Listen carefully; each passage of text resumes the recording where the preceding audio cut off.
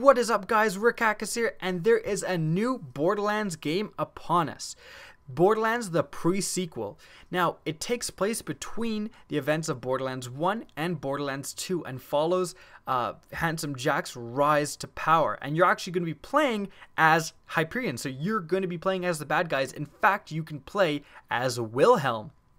Now, in addition, this takes place on the Hyperion moon base on Pandora's moon.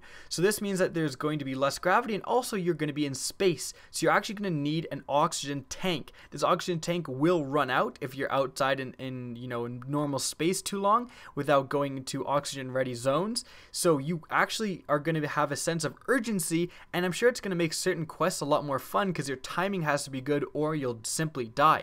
In addition, the oxygen tank can be used to thrust out oxygen to give a little bit of a bonus.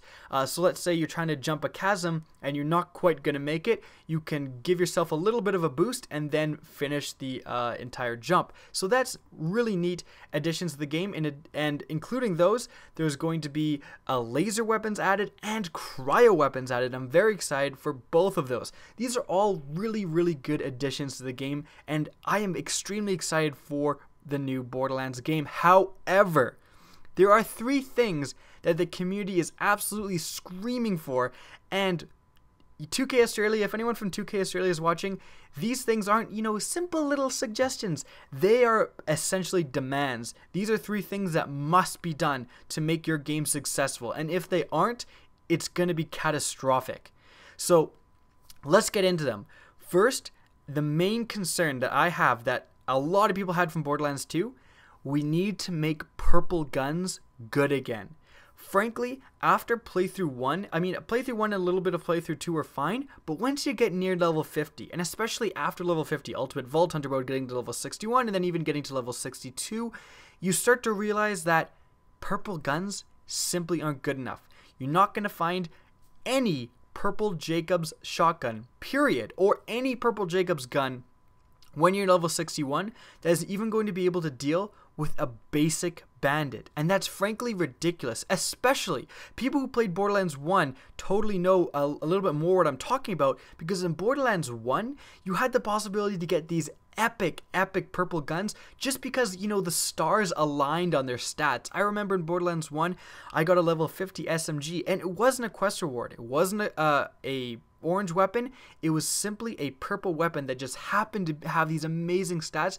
It had a fire rate of like 17, had massive damage, and it was just phenomenal. It was better than a lot of the orange weapons in the game, and it was amazing. And the thing that Borderlands 1 had this, including this, making purple weapons, the possibility to have them quite good, made every chest exciting. You never knew what you're going to get. You could get a sniper rifle that's better than anything you had, simply because the upper echelon of what purple guns could be was much higher than they are now.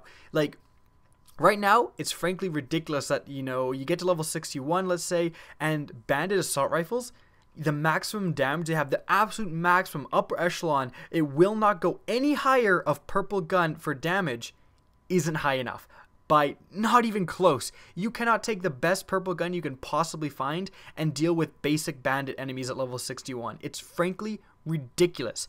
You need to increase the uppermost echelon, so whatever max damage, whatever the possibility is for max damage, you need to triple that. And I'm not fucking kidding. Triple, okay? Because again, I can just imagining using a bandit assault rifle. I can't imagine it being even usable without double or triple damage. And I'm not saying, now a lot of people mistake what I'm saying, I'm not saying make every gun better and make the game easier. That's exactly not what I'm saying. I'm saying make it possible to get these are not going to be likely to find these guns, but it should be possible to get fantastic purple guns that rival or even outclass certain orange guns. That was the case in Borderlands 1, and again, it made every chest exciting and made loot more valuable. Now, adding on to this, they need to make certain manufacturers better. Like I said, the examples I gave, Bandit, Jacob, a lot of the manufacturers, even gold bandit weapons, for example, really start to get lackluster.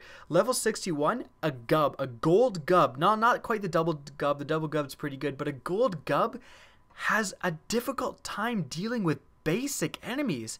And it shouldn't be the case.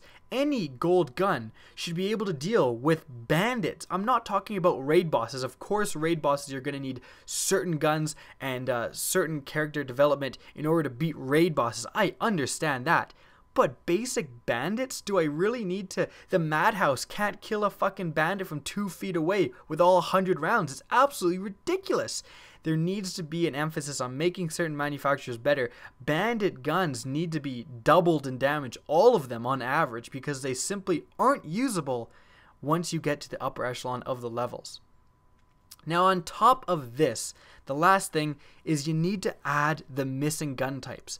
It's ridiculous. Why can't I find a Jacobs rocket launcher or a Torg sniper rifle? It's simply not fair. And the only reason they're not in Borderlands 2 was laziness, frankly. It does. People say, oh, it doesn't fit with the lore, it doesn't fit with the game. Why would Jacobs make a rocket launcher?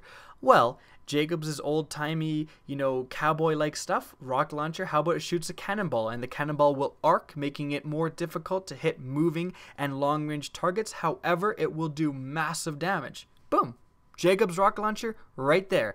Now, you could disagree with me for this particular example, but this shows how easy it is to make, just even ideas for what a Jacobs rocket launcher, for example, could be. And I'm not being paid for this. If I was being paid to come up with ideas for Jacobs rocket launchers, I could do that shit all day. There is a lot of different options you can choose from, and it is ridiculous that there isn't in the game. The best example is a Hyperion assault rifle. Are we actually serious? There's no Hyperion assault rifle. Just even thinking about that makes me upset. That I cannot get a Hyperion assault rifle? What the hell? Especially since there's pictures of it in the game. If you go around, the Hyperion ads have Hyperion assault rifles that I guess they were going to put in the game, but then we're like, fuck it, no. Guess what, guys? We know, and we want those guns back. So please, now that was a whole lot of negativity. I loved Borderlands 2 and I played the shit out of it. The problem is with all these things missing, with it being, once you get to the high levels, you really start to notice there really isn't many guns you can use. There's literally you can count on your fingers how many guns are still viable once you reach level 61, and that shouldn't be the case. You should still be able to find incredible purple guns, or even add a new thing beyond purple, zebra striped guns that are just incredible stats. Certain manufacturers simply fell out of usefulness once you reach level 50 and beyond. And lastly, it's kind of ridiculous that you can't get the missing gun types. Even adding these missing gun types, you can add so many new guns and possibilities that's really going to revitalize this series. Hope you guys enjoyed the video. Remember to rate, comment, and subscribe. Please leave your comments for other things you would want to see in the new Borderlands game. And as always, have a good day.